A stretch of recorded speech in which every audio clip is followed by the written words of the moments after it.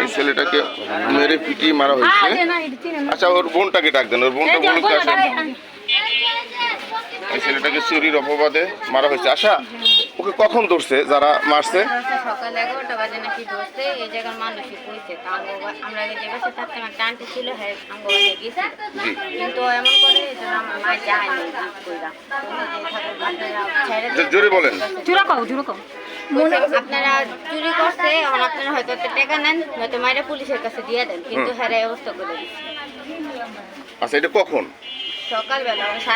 সকালবেলা আজকে সকাল না গতকালকে সকাল?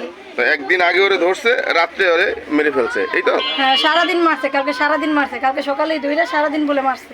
সারাদিন মারছে। আর যারা ধরছে, যারা মারছে, এদের সবাইকে আপনারা চিনেন? জি, অবশ্যই। আচ্ছা দর্শক, আপনারা দেখতেছেন এখানে শুধু জনগণ আসছে আর দেখছে।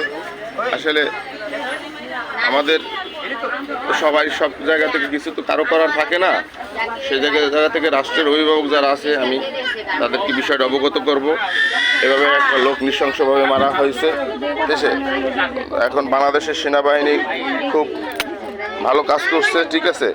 তারা আর্মিদের কাছে তাকে হস্তান্তর করলেই পারতো, এভাবে না মেরে, ঠিক আছে। দেশে যেহেতু বিচার ব্যবস্থা আছে, ঠিক আছে, এখন দেশটা একটা সুন্দরভাবে দেশটা চলতেছে, কিন্তু এই অবস্থায় তারা অরাজকতার পরেও তারা কেন করে যে এত শৃঙ্খল পরিবেশ তৈরি করতেছে, এটা রাষ্ট্রের নীতি নির্ধারক যারা আছে তাদেরকে আমি অবগত করব, ঠিক আছে।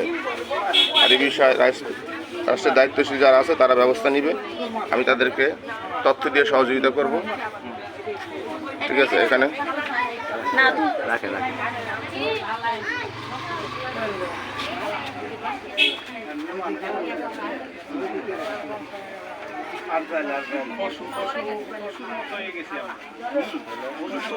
এই সাজো দিয়ে দেন তো।